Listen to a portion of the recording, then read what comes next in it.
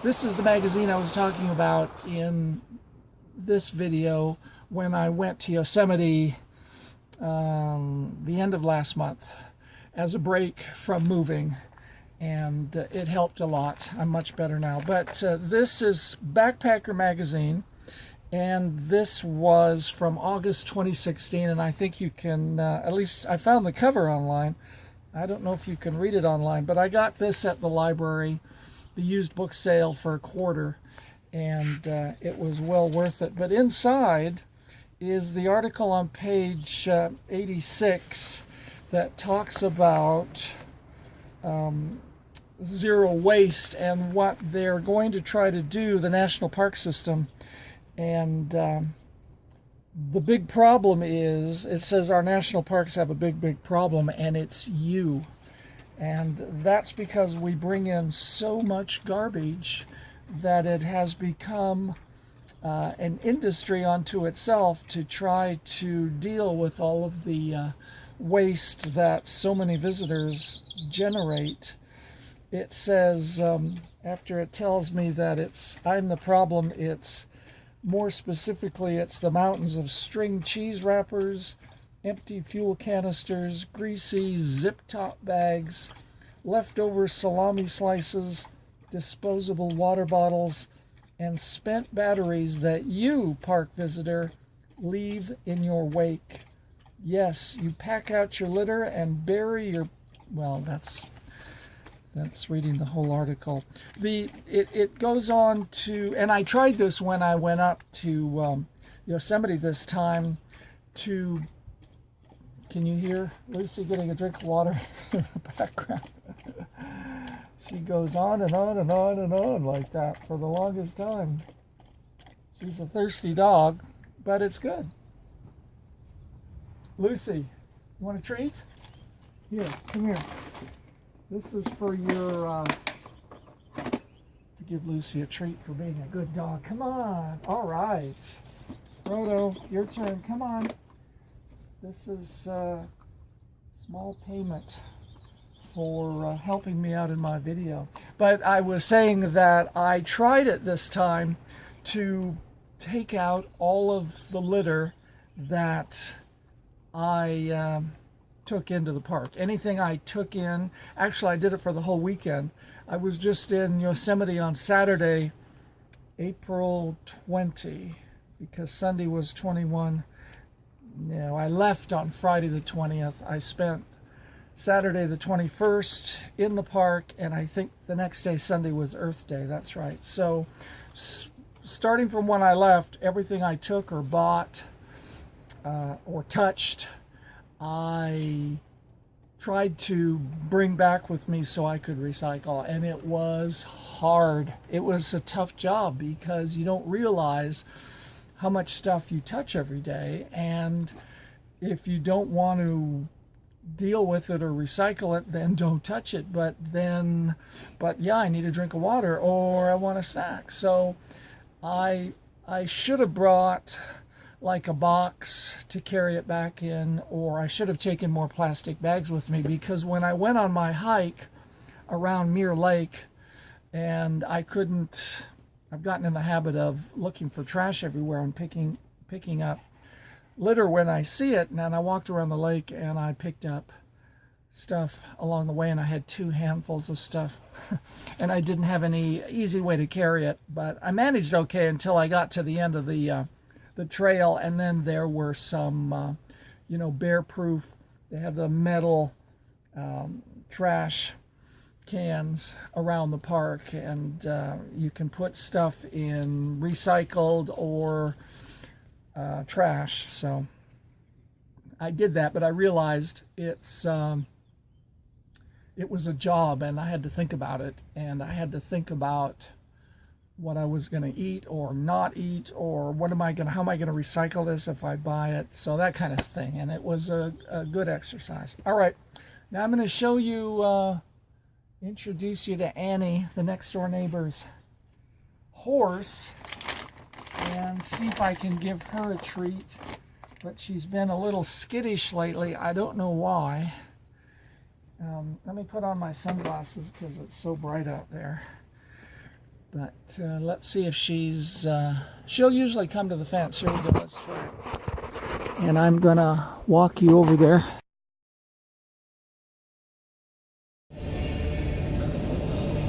Check out this old truck, my friend's old truck, 1987 Ford. Annie!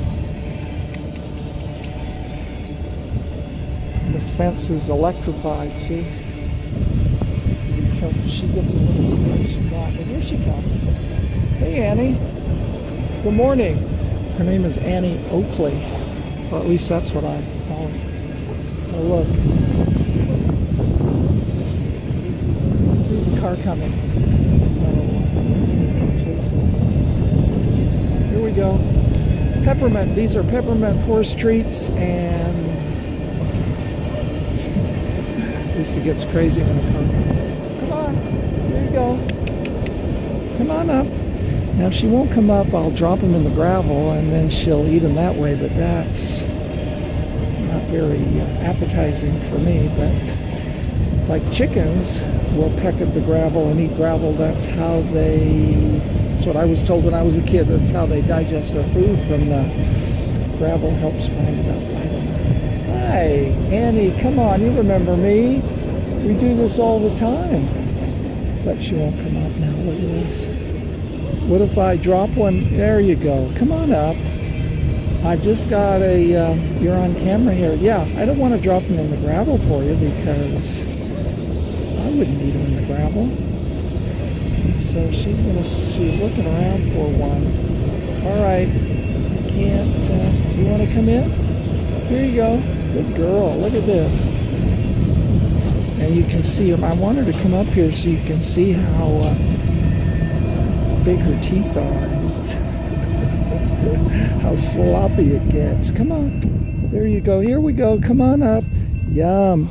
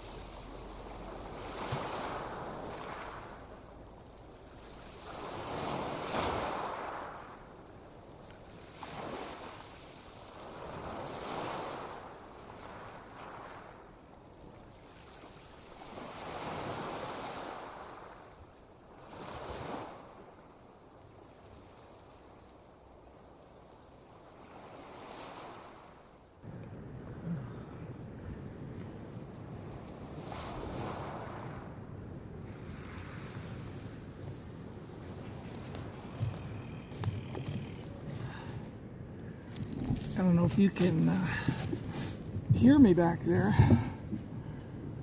or see me now. Ooh, I haven't even hiked, well, maybe a mile. I'm in Yosemite today. Today is Saturday, April 21, 2018, and it might be 2 o'clock in the afternoon. I'm in partial sun here, so everything looks camouflaged. I don't know if you can see me clearly or not. We just saw a bobcat on the trail down below here.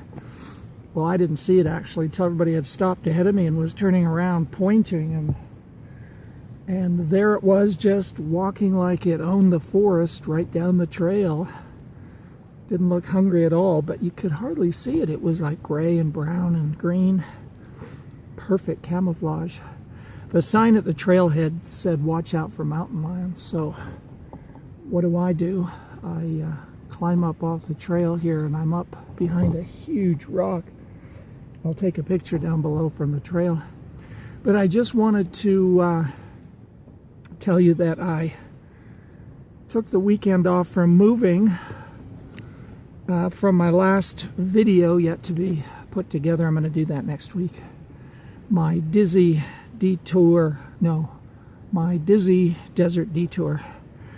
So I'm in the middle of moving. Well, I'm at the end of moving, and I'm going to move in with a friend until the place I want gives me a phone call, or I can find better accommodations, because as I was whining in my last video about housing, the costs are outrageous, and it's hard to afford anything close to the big city, but I want to stay near LA and pursue my writing.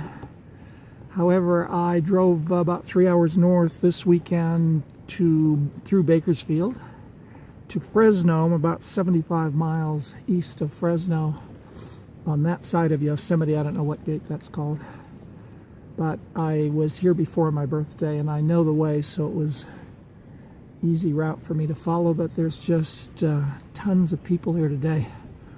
My friend Greg said, "But you're going on Saturday." And I said, like my brother Tim, well, every day is Saturday in Yosemite. But oh my gosh, we were, traffic had stopped at one point. It was just gridlock, so everybody was turning around to make a U-turn. So I followed suit, and I thought, well, let me just go way up as far as I can toward Half Dome, which is at the far end up here.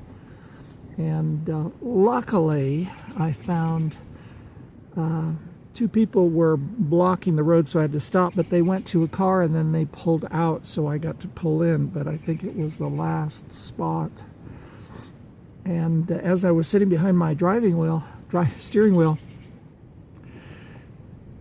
people who were behind us looking for a spot just stopped and waited. They thought I was going to pull out, so I think I backed up traffic for a mile and a half. But anyway, so I had something to eat, and I thought, well, I'm just a mile from Mirror Lake, and that was what I had planned, one of the three things I had planned to do. But after a mile, I'm pooped because I'm so stressed from moving. But I'm all packed, and the movers come on Wednesday, and I'm going to start moving into my friend's house on Monday. So I feel much better now that I'm in Yosemite. I feel very calm here, very good. This is like home here. I think maybe I lived here in a previous life or something. One of the Indian tribes, Native American tribes that was here. Anyway, years ago there was, I think this is where it was, and I'll find out as soon as I walk up a little further, and if so, I'll take a picture. But there was a big boulder that had crashed down from Half Dome or the cliffs and landed right at the edge of the lake. And I went, whoa, wait a minute, that looks just like in my dream, my place in nature when I took meditation classes 100 years ago. And Carolyn said, think of, your best place, your favorite place in nature. And I didn't have one, so that's what came to mind, was a lake with a big boulder on the shore. And in my mind, I knew there were caves off to the right or the left, which I have yet to find, but I did do some research, and there's something called Indian caves nearby Mirror Lake, but they're not marked. And there was a little description on, I Googled Yosemite Indian caves, and apparently kids used to play in them 30 years ago when somebody grew up here. But I thought, well, maybe that's it. In my mind, I was meditating in caves near a lake with a big boulder in it.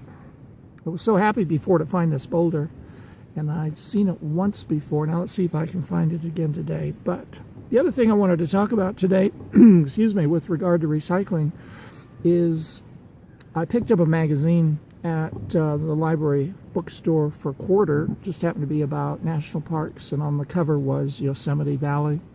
And inside they were talking about a program about zero waste that they wanted to implement in all the parks, or maybe just in Yosemite, where you wouldn't have any place to throw your garbage away. No garbage receptacles of any kind, because apparently all the people that come to the park generate, I don't know if it was hundreds of thousands, certainly probably, but millions of tons of garbage annually, and it's become a bigger and bigger problem.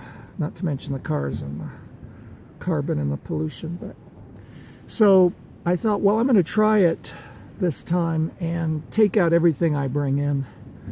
And as long as I've been recycling, as soon as I started at the hotel, I thought, oh, this is going to be hard, because what do you do with all your little stuff? I mean, if you have a plastic bag, I guess you just throw it all in there. But when I'm at home, I'll rinse out the little plastic bags, rinse them, dry them, and then I'll recycle them at the grocery store that takes plastic bags. But when you just throw all that dirty waste, or carry it on your person in your backpack, or you're going to have to bring another suitcase or a duffel bag. But it really got me thinking about, well, what do I absolutely positively need to bring? Well, I've got, water. I think I need a drink right now. Apparently I've been talking too much already.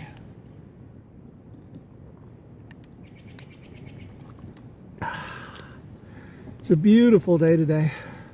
There's been snow. I've seen snow alongside the road and in the shadows.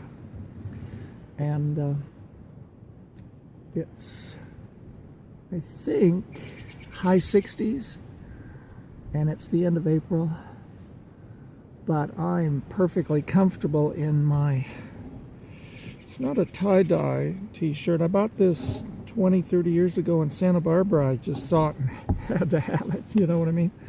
But it's very comfortable, and I like the blue. And I bought new shoes just before I came up here, because the other tennis shoes I had were cramping my style, crimping my big toe. So shout out to Ashley, who helped me buy these at Dick's Sporting Goods. Size 14, I can't believe it. No wonder my other shoes were so small. But these are very comfortable, and the color is Bigfoot blue. Here, let me show you.